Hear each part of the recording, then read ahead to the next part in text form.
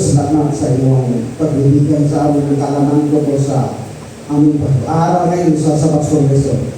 Hindi naman inananalig kami, Panginoon, na masagot mo kaagad ang aming hiling para sa aming sarili. Apan, ikaw na nagbigay ng promises na ibigay mo sa tamang panahon. Ito po ay linahin namin sa iyo, patawarin po kami sa aming kasalanan sa Jesus. Amen.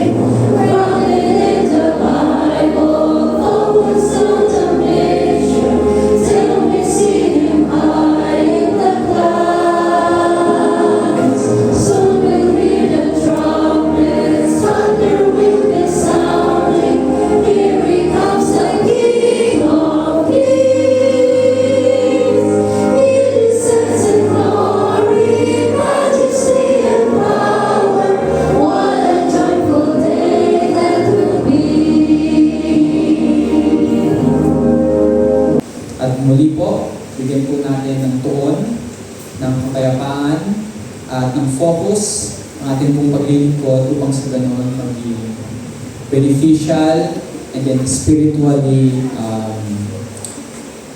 good ang ating pong pagsamba sa umagang ito. Bago po ako magtapos, nais ko munang basahin ang mga talata na matatagpuan sa aklat ng mga awit. Psalm chapter 16, verses 10 and 11. Ang sabi po dito is, "For you will not abandon my soul to Sheol, or let your Holy One see corruption. You make known to me the path of life. In the presence there is fullness of joy. At your right hand are pleasures forever." Tayo po.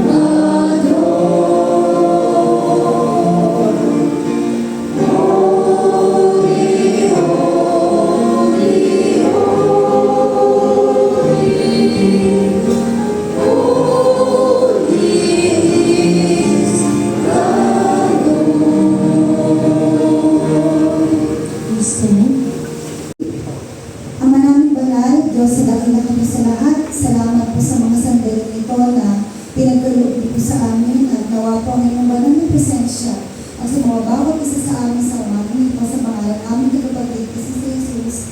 Amen.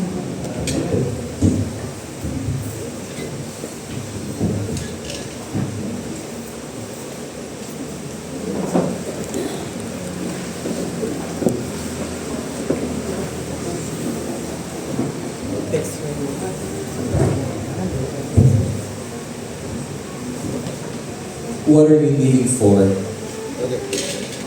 Our calendars and spending plans and our bank statements reveal our priorities.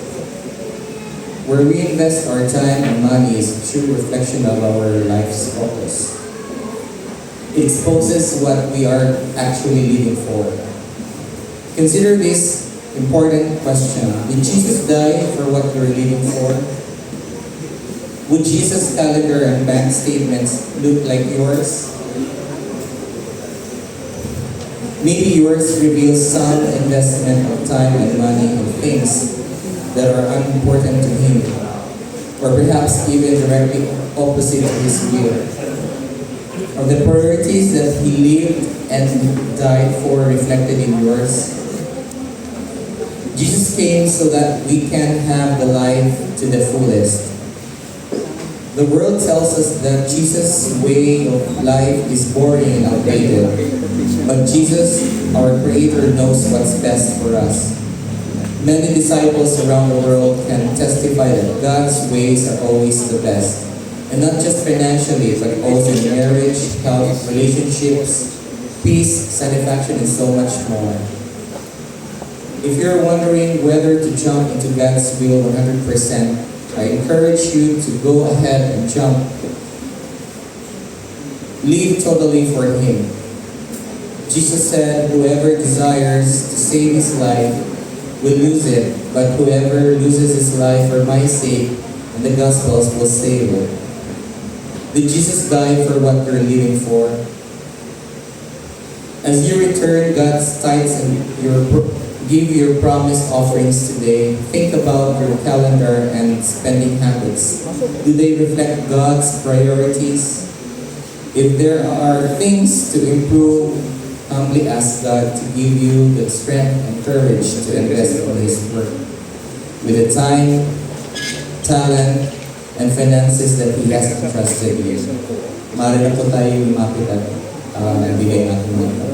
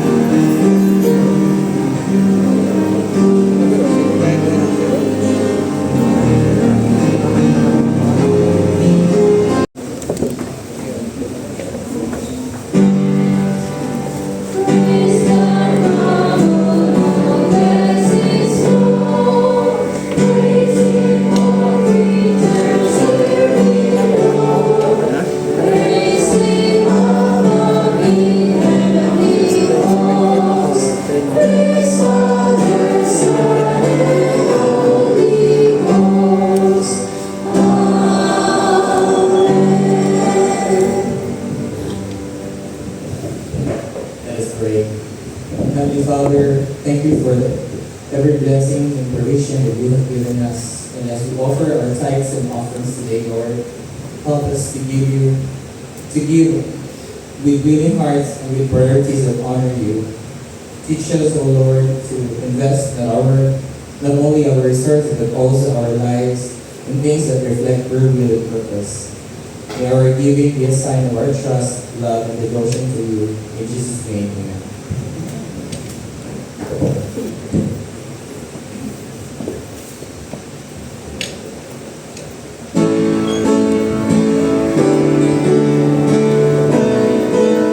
Sa school natin ay pinag-aaralan po natin yung anatomy. What's this anatomy ba? Kasi pag naalala ko dati, nag-aaral pa ako, pag sinabi anatomy, mga parts ng katawan, yung mga systems, structure, yung mga system, basta yun na yun. May circulatory system, basta lahat sa katawan natin. May structure siya, tsaka may system. So, yun pala, kagaya po ng ating katawan na meron siyang structure at meron din po siyang system, yun po palang sin, yung kasalanan meron din po pala siyang gano'n, no? May sistema din siya, meron din po siyang structure. At yun po yung dadalhin kong message sa inyo sa umaga. Pero bago yan, tayo po muna yung mukha sa paglangin. Panginoon, gaya po ng pinag-pray kanina, aming po hinihingi po ang inyong banal na presensya na siya po sumaamin. Kayo po ang magsalita sa aming puso sa umagang ito, Panginoon, at makalinisin niyo po kami ikubi sa inyong likuran sa matamis na pangalan ng aming tagapagligtas si Jesus. Amen. So, paano po ba pumapasok yung kasalanan? Paano nga ba? Ano po? Yan. So, sabi dito, the sensory system. Pumapasok yung kasalanan dun sa mga entry point. Ano ba yung mga entry point na yan? From the word sense. May idea po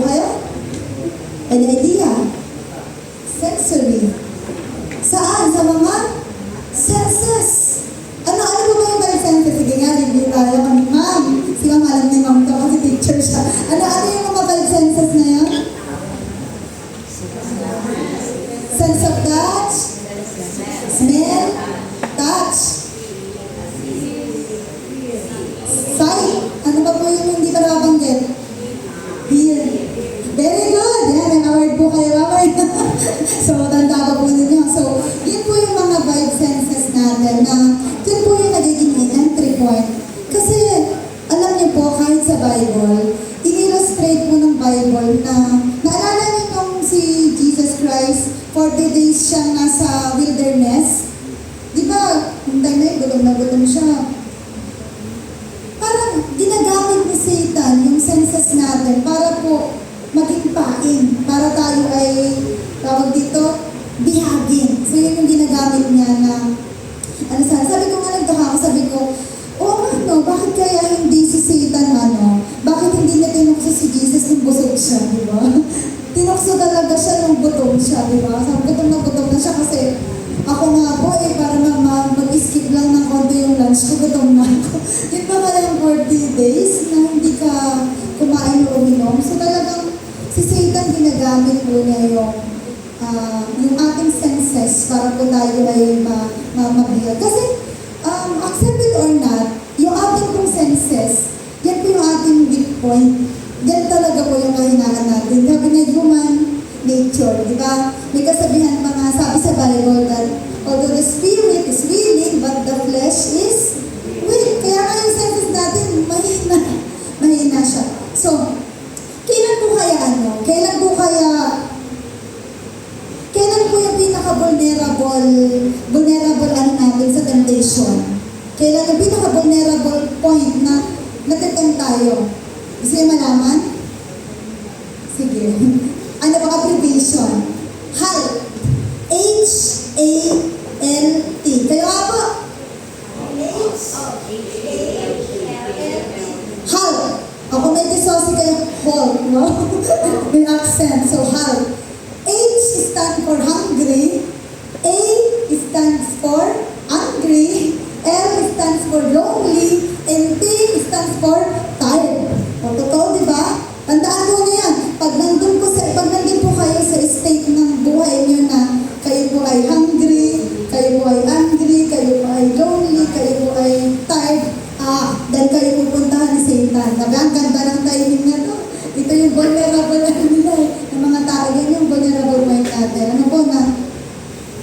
Pupuntahan niya tayo kapag tayo po'y gutom, kapag po tayo ay galit, kapag tayo ay malungkot, kapag tayo po ay pagod. Kasi, sabi nga, yan yung time na ibibigay po ng kaaway, yung mga kailangan ng physical natin or emotional needs para po tayo ay matukso. Di ba nasabi, ang binibigay ng tukso sa tao, yun talaga yung kailangan niya ng moment na yun. Di ba po yun yung may uhaw sa pagmamahal, kaya mababaltaan nila, bakit mayroon kang ibang chicks, may asawa ka na? Kasi nga, ang lonely, di ba? So then, papasok yun, gagamitin ni Satan yung magagandang bagay, yung senses natin ay gagamitin niya yan. Sabi nga is, yung magaganda, yun yung kanyang ibibigay, maganda sa paningin, mabang. Meron bang tukso mabaho? Di ba siya, ang tukso mabango, kaya nga yung mga lalaki, pag mabango yung chicks, di ba? Subukan mo kahit anong ganda ng babae, pag ang bantot, nakakatuloy. Kahit naman kami, mga girls, ganyan din. So, hindi talaga yung looks ang tinitingnan namin sa guy, yung amoy. Yun talaga yung tinitingnan namin. So, di ba, mabango, masarap sa pakiramdam, masarap sa panlasa, magandang pakinggan. Hindi ka pinapansin ng mister mo, sasabihan ka ngayon ng kasama mo, alam mo, ganda-ganda mo, nagpauto ka naman, kasi hindi ka na pinapansin. Di ba yung mga mag-asawa, pag mag-asawa na, minsan hindi ka na pinupuri, di ba? Puro na lang yung totoo na yung sinasabi, masarap ba yung luto ko? Pangit ang lasa. Hindi na kasi wala nang hindi na naniligaw, iba na talaga. So, kaya yung maghahanap tayo ng mga bagay na yung gustong-gusto mo, yun ang ibibigay. Pag nagugutom ka, nauuhaw ka, or yun yung mga five senses. So, dyan pumapasok yung sin. Kasabi nga po, kagaya daw po ng ating physical bodies na nakikipag-interact sa mundo through our five senses, yung tukso daw po ay nag-uumpisa doon sa mga bagay-bagay na madali natin mapansin at madali makita. Ganun. Uy, yung mga ganun. Yung mga mata natin, di ba? So, yun. Kaya siya nag-uumpisang pumasok. Sabi nga, yung physical body daw, yung nervous system, siya yung nagsisend ng signal sa brain based on external stimuli. Ang lalim nito. Ano ba yung external stimuli na yan? So, yung external stimuli, yan po yung mga changes or mga signal from the environment na outside our physical bodies na nagtitrigger ng ating physical or behavioral response. So, ibig sabihin, ang example ng external stimuli, yung mga bagay-bagay na nadidetect natin sa environment, gaya ng liwanag. Diba? Kaya nga nakakakita tayo dahil sa liwanag, yan yung tawag dito na signal ng liwanag. Ano ba? Yung chemical, sa banggit ni Ma'am kanina, diba? Yung pang-amoy natin, yung external stimuli din po yan, yung mga perfumes, ano ba, temperature, nadidetect yan ng ating katawan. Minsan, ang init ng panahon or malamig ang panahon. Ano po? So, yan yung mga external stimuli. Meron din naman po tinatawag na mga internal. May internal. So, yung mga internal stimuli, yun naman yung mga yung mga signals naman na nagagaling sa ating katawan, hindi sa environment. Gaya na nagugutom, nauuhaw, yung mga internal, hindi siya galing sa environment. Ba't naging science na to? So, yun lang naman. So, okay, yan. Sa lahat po ng five senses, itong mata, tsaka itong tenga, yun yung pinakamalakas signal eh. Diba? Aminin nyo, diba? Yan yung pinakamalakas sumakagap. Diba? Kaya nga, minsan yung kwentuhan dito, nakakabot hanggang doon eh, naririnig. Diba? So, yung mata, sabi nga is, kahit gaano kalayo, mabilis natin nakikita. Kaya yan yung pinakasabi dito, yan yung like a virus. Virus talaga yung example ko po. Gaya ng virus na pumapasok sa ating respiratory tract, yung kasalanan po ay pumapasok dito sa mga gate na ito. Yan yung pinakamalakas yung signal yung either eye gate or ear gate. Kaya nga, si ear, diba? Anong nangyari sa kanya? Nakita niya yung pinagbabawal ng puto sa hanggang wala niya na parang masarap, diba? Nakita niya. Tapos, ang pinaka parang naging entry ng scene is yung nakinig siya dun sa snake, diba? Nakinig siya sa bayo. So, yan yung nagiging ear gate or eye gate. Kaya yan yung pinaka-dapat bandayan natin. Ang sabi po dito sa Santiago, natutokso daw ang tao kapag siya'y naaakit at nagpapatangay sa kanyang sarili pagnanasa. So gusto ko po sa inyong i-highlight itong sariling pagnanasa. Sabi, ang tao daw po ay natutokso sa sarili niyang pagnanasa. So most of the time pala, ang kalaban talaga natin, yung ating sarili pagnanasa. Kaya yung five senses, yun talaga yung ating pinaka-weakness. Ano po? So, natutokso sa sariling pagnanasa. So, wala pa po tayong ginagawa, matokso ka pa lang. And sabi nga, ang pagnanasa, kapag naitanim sa puso, ay nabubunga ng kasalanan. At kapag nahinog, ang kasalanan ay nabubunga ng kamatayan. Kaya po meron tayo kamatayan ngayon dahil ganyan po yung nangyari sa ating mga magulang. Kaya yung bakit magtataka po tayo, natural talaga sa five senses natin, yung mahilig sa mga bagay na makamundo.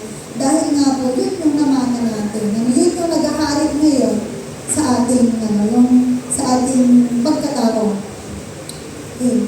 Kaya nga, dapat kagaya ng ginagawa natin na naghugas ang kamay para makaiwas sa mga germs, isa-sanitize din daw po dapat natin yung mga pinapakinggan natin, pinapanood na.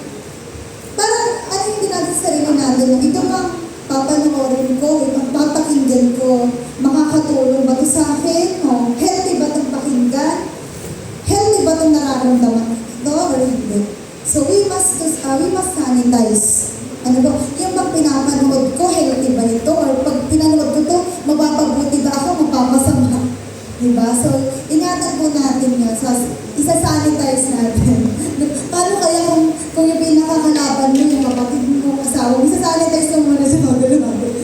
lalapit, germs ka eh.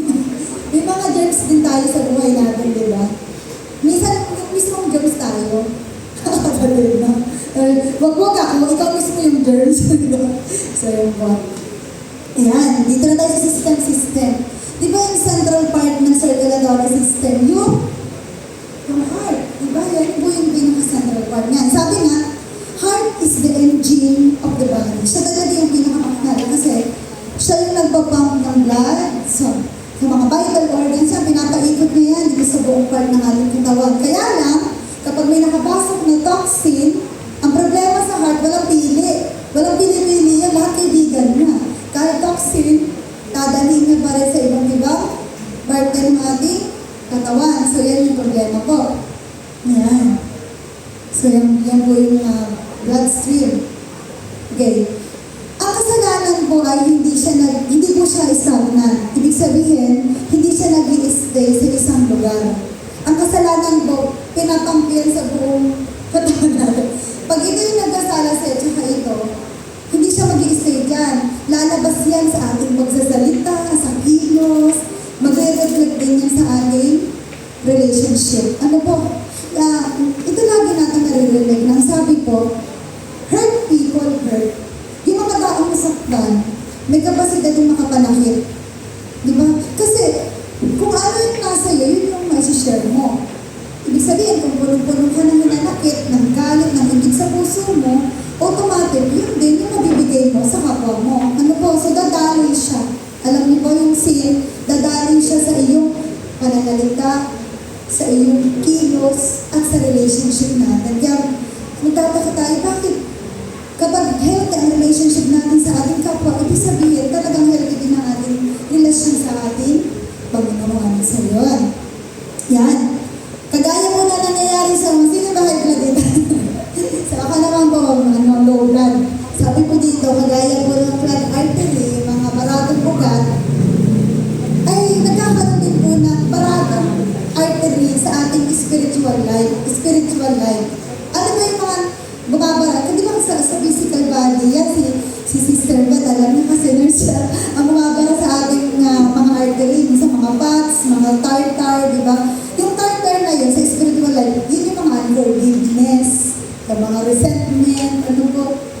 So, sabi nga, alam niyo ba mga kapatid, bakit mahalaga na magpatawad tayo? Sabi dito, kasi nga, bumabara siya sa grace, nare-restrict na yung grace, leading to spiritual hypertension.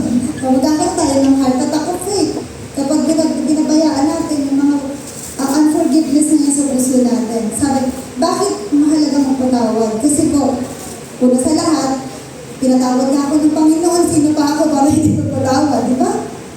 Sabi nga, huwag kang maghahandog sa Panginoon na hindi ka muna nakikipagbati sa iyong kaaway dahil walang silbi yung pagsamba mo. Meron, ang hirap naman eh, ang hirap. Depende siguro sa kasalanan, sis, sabihin niyo. So, alam niyo, gaya ng pag-pray, ang forgiveness po, hindi lang naman ito para dun sa nakasamaan natin ng Lord. Siguro, mas beneficial tayo dito, mas nag-benefits po tayo kapag tayo nagpapatawa. Kasi minsan bala, yung nakasamaan mo ng loob, maganda na pala yung buhay niya, peaceful na siya. Ikaw naman, nabubuhay ka pa rin sa bitterness. Di ba sinong lugi? Di ba? Tayo rin, di ba po? Sabi nga, kung hindi natin kaya magpatawad ngayon, magpatawad tayo bukas, sa isang araw, sa isang buwan, basta magpatawad tayo. Kasi, ang pagpapatawad at pag-pray, pareho po siya, tayo yung nag-benefits. Sabi nga sa lesson kanina, ang pag-pray, talagang tayo yung nag-benefits kasi naiilabas natin sa Panginoon yung mga burdens natin. No? Natatandaan ko, mga kapatid, yung first time na nag-pray si Abraham sa Bible, yung pa yung time na siya po ay nagkasala. Yung nagsinangaling siya tungkol kay Sarah, yun yung first ever record na nag-pray siya. So, sabi ko, so ibig sabihin pala yung pag-pray niya is a product of fear. Di ba minsan tayo pag natatakot na talaga, nag-pray tayo, di ba mga kapatid? So, sa pag-pray, mas tayo yung nag-benefits, kaya din sa pagpapatawad. Ang sarap mabuhay po na, may meron kang peace of mind. Hindi ka babala yung hindi ka makaka-hijack, di ba po sa mga. Sabi po, kagaya ng pag-morning monitor. May mga pang-BP ba kayo dyan? Gaya ng minamonitor natin yung ating mga blood pressure. We have to monitor din po yung ating spiritual blood pressure. Baka naman po yung ating spiritual blood pressure ay masyado kayong high blood o kaya naman masyado kayong low blood. Di ba? Ibig sabihin low blood, masyado kayong malamig. Sa ating pananampalataya, yung spiritual life mo natin ay malamig. O kaya naman, sobrang hot na hot mo naman, wala ka na lang ginawa, kundi patahin naman yung mga hindi. Nakikita mong parang wala sa ulo. So, we have to double check our high blood pressure. O baka yung mga BP natin, kung baka sobrang lamig na, o baka naman sobrang init. Di ba? So, dapat po ay ano lang, sabi nga moderate, 120 over 80. Ang hirap na, no? So, yung Bible po, yung ating parang pinaka-ano, mati-check natin doon kung tayo ay nasa 120 over 80 yung ating spiritual blood pressure. Ito, sabi dito, it may be a time for spiritual heart check-up through prayer and confession. So, yun nga, through prayer and confession. But, I want to focus dun sa confession. Kasi yung prayer, default na yan eh. Diba? Lagi naman natin ginagawa. Pero ang pinakamahirap kasing gawin dito, yung confession. Ang hirap aminin sa sarili ko na tayo ay high blood o tayo ay low blood. No? Minsan sabi nga, kapag tayo po ay nasa Panginoon, dapat aware tayo, tanggap natin, at inaamin natin na mali tayo. Diba? Hindi naman ang tao, walang perfect. Minsan ba kinausap niyo yung sarili niyo na parang, kunyari, may ginawa ka na sa bigla mo na-realize na, parang mali yata yung ginawa ko. May ganun po kayong ano. Sino po dito yung nakakaganon na experience na parang may nagawa ka, tapos parang after ilang minutes pinagsisihan mo yun, parang naisip mo mali ka. Taas nga po yung kamay, sino po naka-experience ng ganon? Dalawa lang yung nag-check sa inyo ng BP? Yung iba hindi. So yun nga po. So, kapag hindi natin ito inaamin, na confession na tinatawag na, baka hindi mo inaamin na masyado ka ng malamig, baka hindi mo din inaamin na masyado ka ng mainit. So, we have to evaluate our selves. Yan. Ito na, skeletal system, structure of habit. Ayan. So, alam natin, yung skeleton, siya po yung nagpo-provide ng framework kaya tayo nakakatayo. Imagine kung wala kang buto, parang kang jellycase. Kung wala kang buto, paano ka makakaupo? Paano ka makakatayo? Diba? So, yung skeletal system, yan yung yung mga buto natin, yun yung dahilan, kaya meron tayong structure. Diba? Yan yun. So, without it, ano tayo? Jellyfish. Ang hirap paglakad ng jellyfish. Diba? So, yung mga tatangkad, kaya alam na matangkad kayo kasi ang haba ng mga buto nyo eh. So, kung may maliliit din yung buto namin. So, ayun. Sabi nga, so, kagaya po ng skela ng ating buto, so, it is made of habits and disciplines. Without the bones, we are heap of flesh, and without spiritual structure, we collapse under pressure. So, structure. So, kinakailangan po na yung pananampalataya natin, may konting prinsipyo naman.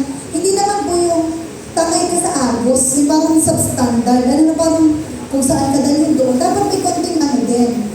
Yung, pag may kaibigan kang inala ko ng ganito, may konting hindi. Diba? Dapat meron din po tayong structure. Meron, eto, nung hindi pa po ninalala ng itong mundo, ano po meron dito? Kung hindi ka parang magulo, chaos, walang form, walang kain na ano. And then sabi ni God, sige, ihiwalay ko yung lupa, sa katubigan, palulutangin ko yung lupa. Tapos yung dagat naman, nilagay niya ng structure, nilagay niya ng boundary, di ba? Kasi kung walang boundary yung dagat, diba, lalunod tayong lahat. So nakita niyo kung gano'ng kahalaga yung boundary, yung limit, para siyang batas. Ang bansang walang batas, magulo. Ang relasyon na walang commitment, magulo. Kaya di ako naniniwala dun sa open relationship na yan eh. Nauuso yan sa panahon ng mga wellness, di ba? Walang, ano kasi, pag tinala may boyfriend ka niya, open relationship kami. Wow, open. Paano ka nasabi ng relationship kung walang commitment?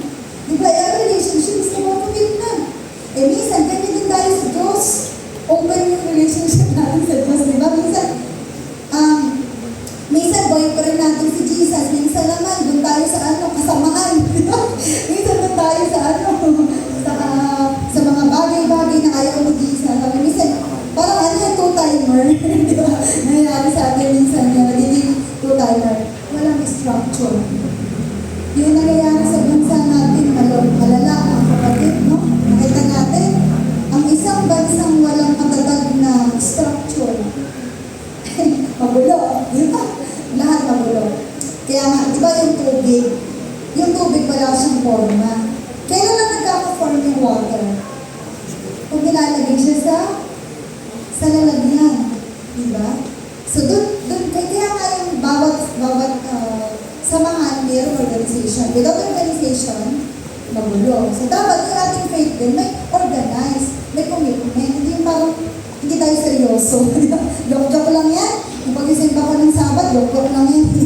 Ano ba yung pag may spare time? Ganun tayo eh. Yung pag-pray ko din, parang spare time lang din yan.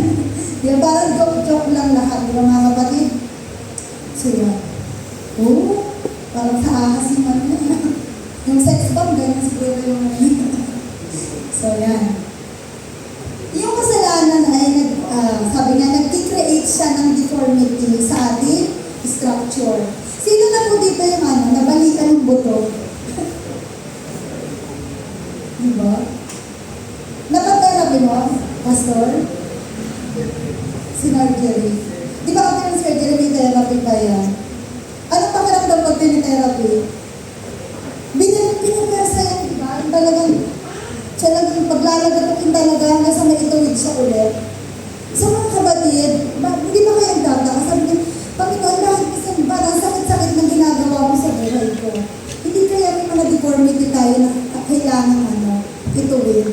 Di ba mga kapatid? Kasi gano'n eh. Yung, sabi nga, small repetitive sins create a crooked character. Sabi mo, minsan iniisip natin, maliit na bagay lang naman yan, white lies lang yan, di ba? Pero minsan, dahil nga yung white lies, palagi na natin ginagawa hanggang sa yung white lies, naging black lies na, naging red na, hanggang sa naging habit na. After ng habit, naging lifestyle mo na, naging ikaw na yun. Yung mga simpleng, mga pag-tolerate po natin dun sa mga bagay-bagay, nagiging po yun nagiging buhay na natin, nagiging lifestyle. Kaya sabi nga, at pag naging lifestyle mo na yun, napakahirap na po niyang, sabi nga ng mga magulang, hanggat bata pa, i-mold mo na yung character. Kasi kung sa semento, ano pa yan, malambot pa. Pag matigas na, hirap na. Ganyan din po yung nangyayari sa atin. Kapag kung matigas na, nasanay na tayo sa paggawa ng kasalanan, nagiging na po natin yan, nagiging lifestyle na, nasasanay na tayo doon. Unti-unti na po lalayo tayo sa ating Panginoon. At hindi na tayo nagigilty. Pinakamasakit po yun na hindi na tayo nagigilty dahil, oh my gosh, paano na tayo? Kapag wala nang sumusumbag sa atin, di ba po? Paano na tayo makakalaman sa Panginoon? So, ayan. Ano yung restoration? Repentance.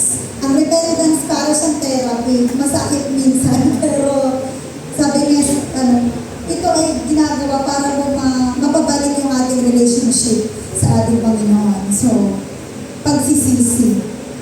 Madali ba magsisi? Minsan, sabi natin mahirap kasi may mga bagay na hindi ko pwedeng, meron ba kayo mga bagay pag sa buhay na hindi pa po ninyo naisusuko sa Panginoon?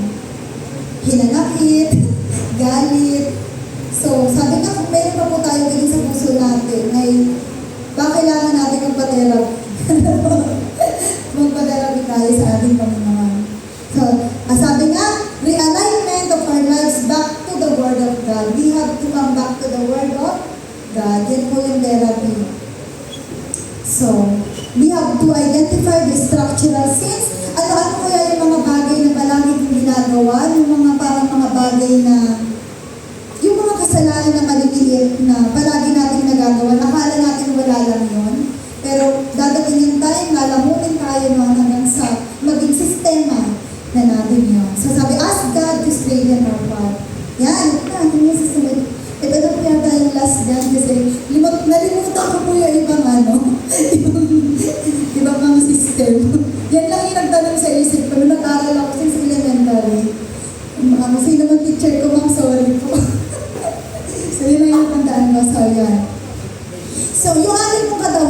bodies ay meron pong complex defense mechanism. Meron siyang sariling defense mechanism para i-destroy yung mga foreign invaders. Di ba po? Sabi ko, a healthy immune system knows the difference between self and enemy. Minsan ba nalalaman ba natin yan kung nasa tamang hulog ba tayo? Diba? Parang, ngayon, kapag parang hindi na natin alam kung tama o maling ginagawa natin, hindi healthy yung ating spiritual immune system. Yun, ano virus mo? Coronavirus. Okay. Yung kasalanan daw po is nag-act like an autoimmune disease. Kasi yung autoimmune disease, nililito na yung ating katawan. Nasabi niya na, hay, taga dito naman talaga kami. Parang nilalako na yung ating katawan na taga dito talaga kami. Hindi kami foreign invaders. Kaya sabi niya, it confuses the spirit making us call evil good and good evil. Parang ang hirap ng ganito, no? Masama na mabuti na masama. Yung, saan ba talaga? Sa kasamaan, sa kabutihan. Minsan ganito, di ba parang, maski kapag ganyan tayo, nandiyan tayo sa gitna na masama na mabuti na masama, kahit po yung mga tao sa paligid natin nalilito sa atin, Kristiyano ba yan si Sister Lola o hindi? Minsan kasi, kapag nasa labas, hindi siya Kristiyano. Pag nasa loob ng simbahan, Kristiyano siya. Well, minsan, yung Adventist nagiging bad Adventist. Di ba mga kapatid, no? Sabi niya, saan ba talaga ikaw? Sa kasamaan ka ba o sa kabutihan? Hindi pwede masama na mabuti. Ano ba? Hindi pwede yun. Dapat, pag masama ka talaga. Pag mabuti ka talaga. Diba? Kasi, parang yung immune system natin, may virus pa gano'n. Hindi natin alam kung alin dito yung nakakabuti, kung alin yung masama o hindi. Meron akong kasama dati, sabi, alam mo sis, hindi ba alam sa amin na, sa word namin na Adventist ako. Sabi, bakit? Kasi kung ano kinakain, hindi kinakain ko eh. Di ba sabi nga, paano ka magiging example doon sa iyong kasamahan kung mismo ikaw sa sarili mo, bad Baptist ka din, di ba hindi mo alam kung ano pinapaniwalaan mo. Hindi tayo masyadong seryoso sa faith, walang standard, walang structure, di ba? So, dapat makita talaga sa atin yung structure. Lalo na sa bago yung labas, sa pamilya muna. Healthy dapat yung ating tahanan kasi kung makikita ng hindi healthy, di ba? Sabihin natin sa pulpit, dapat healthy ang relationship ninyo sa inyong mga sarili, sa inyong mga pamilya. Tapos nakikita kayo, magkakagalit kayo sa Facebook, murahan kayo dun sa sa social media. Wow, ganda. E parang ganito tayo, evil, good, good, evil. Nalilito na din yung mga tao. Ano ba ito, Sister Rona? Good bacteria ba ito o bad bacteria? Kaya mag-yakol. Wow. Yung yakol, shout out. So yan. Okay. Ang ating katawan ay mayroong defense mechanism, the antibodies. Yung antibodies, ano daw po yan? Yung Scripture and Holy Spirit. Hindi naman po dapat na memorya mo yung Bible, kung saan nakapwesto. Hindi mahalagang memorya mo kung anong verse yung mahalaga lang yun kung gusto mo makipag-debate. Totoo po yun. Gusto mo makipag-debate, memoryahin mo kung saan nakapwesto. Pero, ang mahalaga talaga sa pagbabasa ng Bible, yung binabasa ka, mineditate mo, in-apply mo sa sarili mo. Yung, kaya di ba ako po, kagaya ko dati, memorya ko yan, yung mga verse ngayon, hindi na. Ang natatandaan ko na lang po ngayon, yung message. Nabasa ko sa Bible, the spirit is willing daw, but the body is weak. Kasi isip-isipin ko yun. Mahalaga po yung nakimeditate natin yung words of God, tapos ina-apply natin sa buhay. Kung gusto nyo naman ng debate, di nyo memoryahin nyo yung saan nakalagay. Gusto nyo ba? Nasa sa inyo. Para sa akin lang naman, parang mas effective po yun. Kung gusto mo lumago yung pananampalataya mo, i-meditate po natin yung binabasa. Ulit-ulitin natin, kasi makikita mo yung gusto talagang sabihin ni God sa buhay natin. So yan, sabi nga, when the word of God is living in the heart, it recognizes the pathogen. O nare-recognize yung mga germs of temptation, yung mga tukso, mga germs pala yan. Yung mga tukso na. Kaya pag may nakita po tayong tukso, sabihin natin, ay, germs yan. Germs. Diba? Ngayon, kung mismo yung sarili natin yung tukso, germs po ako, Lord. Diba? Lord, tulungan mo po ako. Linisin mo po ako. Mga ganon. Yan. Sabi nga, ano dapat gawin? Kagaya ng pag-inom ng vitamins para maging healthy yung immune system, kailangan din natin i-boost yung sabi nga ni Pastor Elias Cabides, daily dose of inspiration. Yan, Bible. Lagi tayo magturok ng Word of God sa ating pag-implant tayo. Yun ang vitamins natin. Kasi ako po mga kapatid, nababansin ko po kapag din isang linggo po na may time talaga na ganun 2 weeks minsan hindi ka nagbabasa, di ba busy ka po. Nababansin ko po parang ang sama ko. Kasi parang nasa kasamaan na yata ako. Totoo po yun, parang ang bilis-bilit ng ulo mo. Tapos pag nakabasa ka na naman po, ay wow, ang gaan na naman, parang haba-haba na naman ang pasensya ko. Totoo po, yung words of God may power. Para siyang vitamins. Ano po, totoo po siya. Applicable siya sa ating lahat dahil lahat naman po tayo ay nagkakasakit spiritually, hindi lang physically. So yun, matatapos na po na yan. Conclusion na. Ang ating katawan, gamat ingatan natin, is normally mamamatay talaga. Kasi dahil sa kasalanan, di ba, namamatay tayo. So ganun din po yun, ang anatomy of sin leads naturally to death. But we serve a great physician who does not just, hindi lang itong ating great physician, yung supreme physician natin, our Father in Heaven, hindi lang po siya basta gumagamot ng mga sintomas. Nag-offer din po siya ng transplant. Ano po, di ba? Minsan pag sobrang lala na talaga ng sakit, hindi na kayang i-treat, nag-offer na yung mga doktor ng transplant. Di ba? So ang Panginoon din po, pag sobrang na talaga pong corrupted na yung ating sistema, nag-offer din siya ng transplant. Ano po? Kaya sabi nga po dito sa Bible verse na binasa namin kapatid kanina, I will give you, alam po si David, di ba ang pinag-pray niya kay God, sabi na, Lord, bigyan niyo po ako ng bigyan niyo po ako ng bagong puso. Napapansin niyo ba, minsan ang mga puso natin sobrang gawin na, magagalitin na, kapag po nararamdaman natin yun, Lord, wag niyo na lang basta gamutin, baguhin niyo na lang, create me a new heart. Kasi wala imposible sa Panginoon eh. Kaya po niyang baguhin ang puso natin. Kasi sabi, I will give you a new heart and put a new spirit in you. I will remove from you your heart of stone and give you a heart of flesh. May God bless us na rin. Happy Sabbath.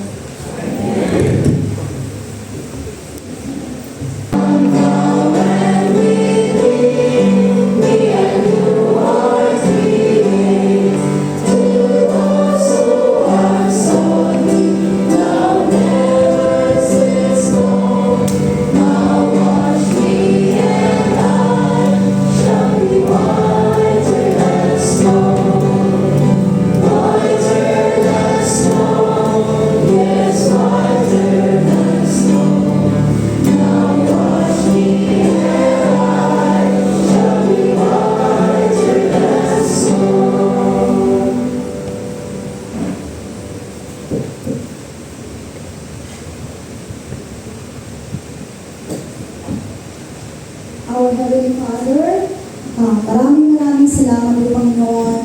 Na-realize po namin ulit ngayon ang mga bagay na ito na aming narinig. Tunay po Panginoon, na gaya po ng inawit ay napakabuti po ninyo sa bawat isa sa amin na bagamat kami po ay nakakagawa ng paglimot, ng kung ano pa pong bagay. Mas madalas po na hindi po namin kayo nabibigyan ng atensyon, ng prioridad ay nandiyan pa rin po kayo sa amin Panginoon. Panginoon, dalangin din po namin sa mga sandaling ito na tanggalin niyo po ang mga makamundo na nasa amin. Makamundo po na gaya ng malulunong puso, espiritu ng pagkakagalit, ng pagkaingit. Bigyan niyo po kami, Lord, palagi ng bagong puso, isang pusong masanuri na sumusunod sa inyo at tulungan niyo din po kami na maging magmawain at maging mahabagin sa aming kapwa, na patuloy po kami maging mabuting ehemplo, hindi lang po sa aming sarili, kundi sa mga taong nasa paligid namin, na makita po si Kristo sa amin. Bigyan niyo po kami, Panginoon, na mapagkumbabang puso, at sa tanghali po ito, Panginoon, ay namin aking pong ikinataas sa inyo, ang aking sarili, pati din po ang kongregasyon na ito. Panginoon, sinasambit po namin sa inyo ang aming buhay. Kayo po ang manguna sa amin, paspasan niyo po kami, alang-alang po lahat, sa matamis sa pangalan ng aming Panginoong Jesus na tagapagligtas. Amen.